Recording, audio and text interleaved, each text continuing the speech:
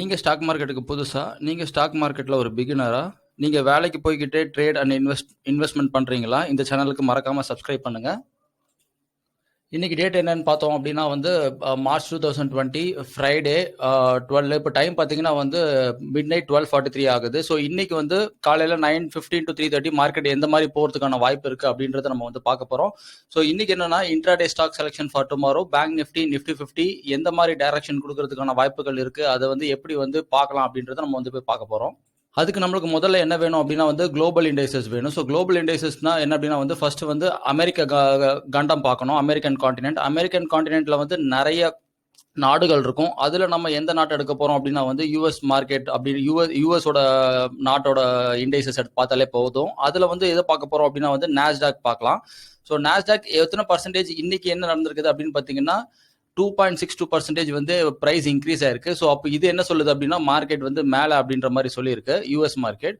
அதுக்கடுத்தது என்ன பார்க்க போறோம் அப்படின்னா வந்து யூரோப்பியன் கண்டம், யூரோப்பியன் காண்டினென்ட்ல நிறைய நாடுகள் இருக்கும். அதுல நம்ம எந்த நாடை ஃபோக்கஸ் பண்ண போறோம் அப்படின்னா வந்து லண்டனோட இண்டைசஸ் பேரு FTSE 100ன்னு சொல்லுவாங்க.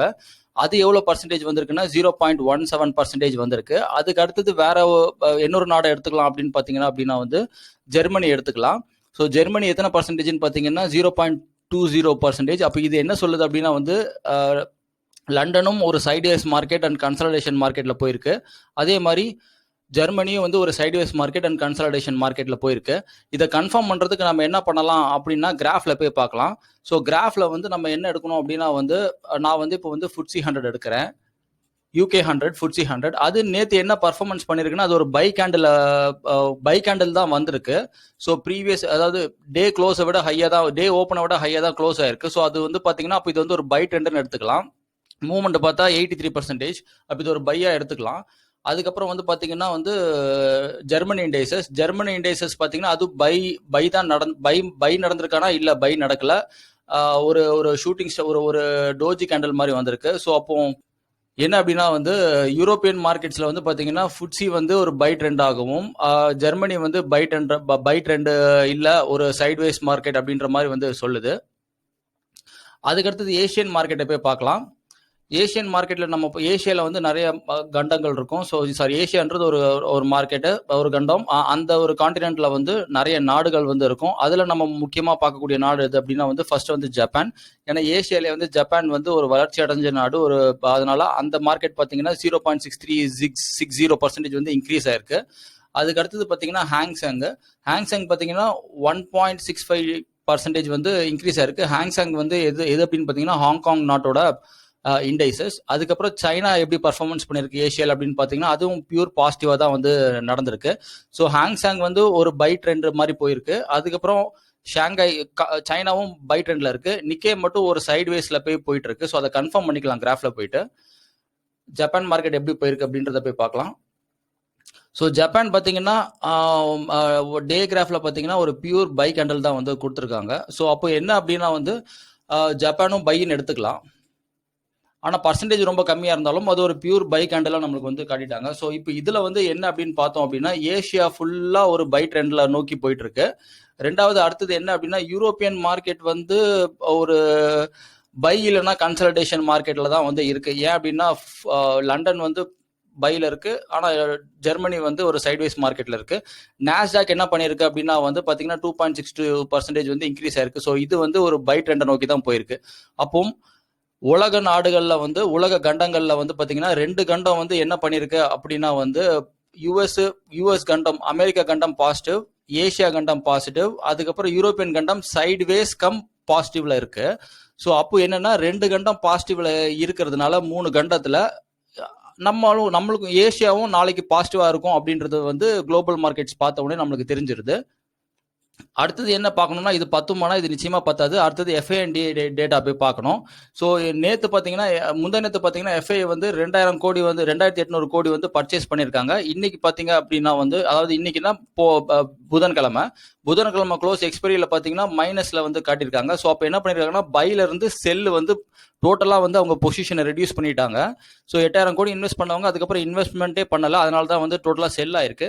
ஸோ இப்போ வந்து இதை வச்சு நம்ம செல்லு கண்டினியூவேஷன் நடக்குமா அப்படின்னு நம்ம பார்த்தோம் அப்படின்னா -2000 கோடி இந்த இடத்துல வந்திருந்தது அப்படின்னா செல்லு கண்டினியூ அப்படின்னு செல் இங்கே என்ன பண்ணியிருக்கு அப்படின்னா வந்து -15 அப்படின்ற மாதிரி தான் காட்டியிருக்கு. ஸோ ஆனால் வந்து என்ன அப்படின்னா 2800 கோடி வந்து அவங்க வந்து ட்ராப் ஆயிருக்கு. இப்போ எனக்கு வந்து 2800 கோடி வந்து பாசிட்டிவ் ப்ராஃபிட் காட்டுது. ஆனால் இன்னைக்கு பார்த்தோம் அப்படின்னா வந்து மார்ச் 10 அன்னைக்கு பார்த்தோம் அப்படின்னா வந்து எனக்கு வந்து -15,000 கோடி வந்து லாஸ் ஆயிருக்கு அப்படின்ற மாதிரி பார்த்தோம் அப்படின்னா அப்போ நெகட்டிவ் சென்டிமெண்ட் தான் வந்து இருக்குது அப்படின்ற மாதிரி அர்த்தம். ஆனால் அது வந்து இது -15 வச்சு நம்மளால வந்து டிசிஷன் மேக்கிங் எடுக்க முடியாது. ஸோ அதனால ப்ரீவியஸா என்ன இருந்ததோ +20810 இருந்ததோ அதை வச்சு தான் நம்ம வந்து இன்னும் புஷ் கொடுக்க முடியும்.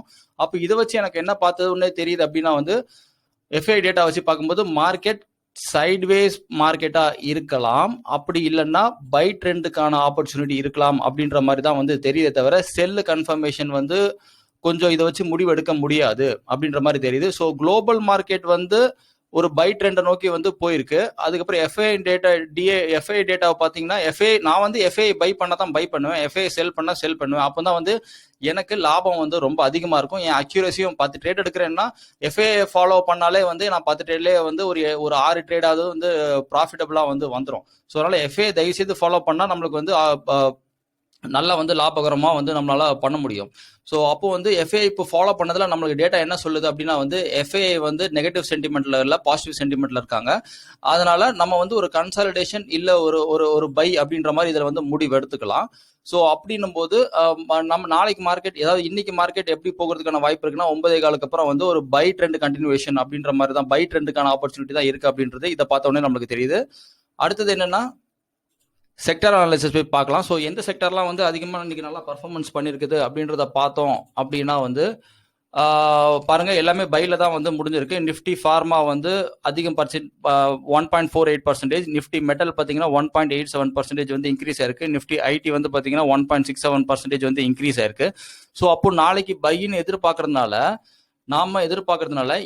இந்த செக்டர்ல நம்ம வந்து இன்ட்ராடே ஸ்டாக்ஸை வந்து நம்ம செலக்ட் பண்ணோம்னா நம்மளுக்கு லாபம் வந்து ரொம்ப அதிகமாகிறதுக்கான வாய்ப்புகள் வந்து ரொம்ப அதிகம் அப்படின்றது நம்மளுக்கு என்னோட எக்ஸ்பீரியன்ஸ்ல நான் சொல்றேன். அடுத்தது இன்னைக்கு 10th அன்னைக்கு வந்து எது வந்து ஹையஸ்ட் பர்ஃபார்மன்ஸ் அப்படின்றத பார்ப்போம். டாப் 10 கெய்னர்ஸ் அப்படின்றத போய் பார்க்கலாம். ஸோ இதுன்னு பார்த்தீங்கன்னா Eicher Motor, JSW Steel, Hindalco, Tata Steel, Bajaj Finance, Tata Motors, Bajaj Auto, Sun Pharma, Axis Bank, Tech Mahindra. இதில் வந்து இன்னைக்கு வந்து இன்ட்ராடேல வந்து யார் அதிகமாக பை ஆக போகிறோம் அப்படின்றது மாதிரி பார்த்தோம் அப்படின்னா வந்து Tata steel, Tata Motors, axis bank வந்து பை ஆகிறதுக்கான வாய்ப்புகள் ரொம்ப அதிகம். ஏன் அப்படின்னா இது டாடா ஸ்டீலோட பர்சன்டேஜ் இன்க்ரீஸ் வந்து ஹையாக இருக்குது.